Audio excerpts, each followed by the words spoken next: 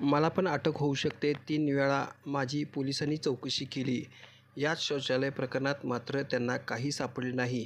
4,000 कोटींचा मी घोटाळा केला असता तर भाजपच्या वॉशिंग मशीनमध्ये जाऊन कधीच स्वच्छ झालो असतो, असे मत सातारा लोकसभेचे उमेदवार शशिकांत शिंदे यांनी केले. तुम्ही कशा पद्धतीचा प्रतिसाद? फार उत्तम प्रतिसाद आहे.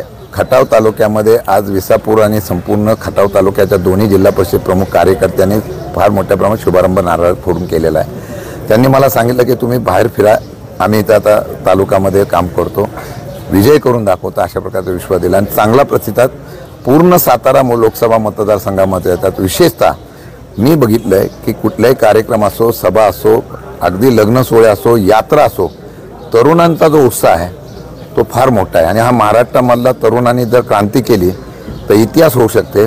40 पार नाही, 10च्या आत होतील असा मला विश्वास आहे. दुसरं एक आहे की तुमच्यावर म्हणजे विरोधकांचा एक अजेंडाच आता ठरवला की तुमच्यावर भ्रष्टाचाराचा आरोप डायरेक्टली केला जातो. आणि काय नेमकं यात ते काय कसं निवडणूक हातामधून गेले हे त्यांना सिद्ध झालेलं आहे. त्यामुळे काही लोक आमच्यातले अस्वस्थ झालेले आहेत.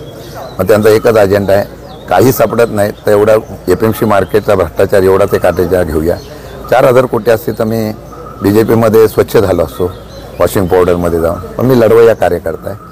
मी अगदी शपथपूर्वक पण त्या दिवशी सांगितलं, आजही सांगतो, असं कुठल्याही प्रकारचं नाही. फक्त हे राजकारणासाठी डॅमेज करण्यासाठी केलेलं हे इकडेच नाही आहे, सगळीकडे जे करतात ते माझ्यावर केलेलं आहे.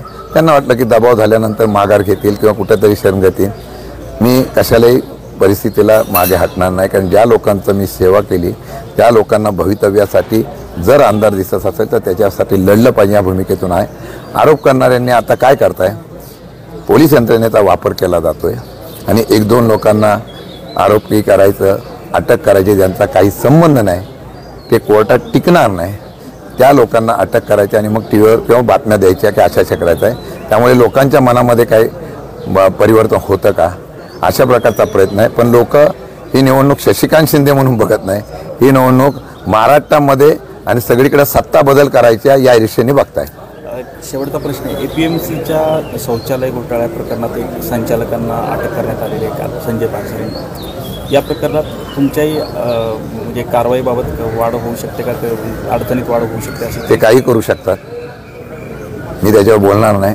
जोपर्यंत कारवाई होत नाही, काय होत नाही, तोपर्यंत मी काय बोलणं बरोबर नाही. परंतु ते गेल्या 3 वेळा ह्या अशा इन्क्वायरी झालेल्या आहेत. तिन्ही इन्क्वायरीमध्ये काही सबमिट झाले नाही. कोर्टात त्यांनी स्वतःहून सगळं सबमिट सरकारने केलेलं आहे, त्याच्यात काही नाही, तरीसुद्धा सारखं काढायचं झालं आहे आणि त्याप्रमाणे ते काढण्याचा प्रयत्न करतात. शेवटी लढणं हा आमचं कर्तव्य आहे. मला वाटतं की कारवाई केली तर त्याला समोर पुढे जाऊ. आम्ही काय त्यामध्ये लगेच मी माघार उमेदवारी घेतो, मग मी आपला प्रचार सोडतो, असलं काय होणार नाही. लोकांना सत्य माहीत असल्यामुळे सगळेजण शशिकांत शिंदे होतील आणि तुतारी वाजवते एवढी मला खात्री आहे. साहेब, कार्यकर्त्यांवर आता दबाव द्यायचा प्रयत्न चालला आहे, कार्यकर्त्यांना मारण्याचं आता धमकीचं कॉल यायला लागलं, काय सांगा? निवडणुकीचं चित्र बदलल्यानंतर आता दुसरी प्रक्रिया चालू. मी जिल्हाधिकारी, निवडणूक अधिकारी सगळ्यांना पोलीस यंत्रणा विनंती करतोय की लोकशाहीच्या माध्यमातून निवडणूक होऊन द्या. कालही माझ्या जिल्हाप्रमुख जे आहेत शिवसेनेचे नेते आहेत, जिल्हाप्रमुख म्हणजे नेते, त्यांनासुद्धा भाषण केलं म्हणून लगेच फोन केला, धमक्या दिल्या, हातपाय तोडायची भाषा केलेली आहे. काही लोकांना फोन करतायत, काही लोकांना दम देत आहेत. परंतु या पद्धतीने होऊ नये अशी माझी इच्छा आहे. नाही तर मलासुद्धा त्यांच्या न्यायासाठी, त्यांच्या संरक्षणासाठी मलासुद्धा आंदोलन करून रस्त्यावर उतरावं लागेल.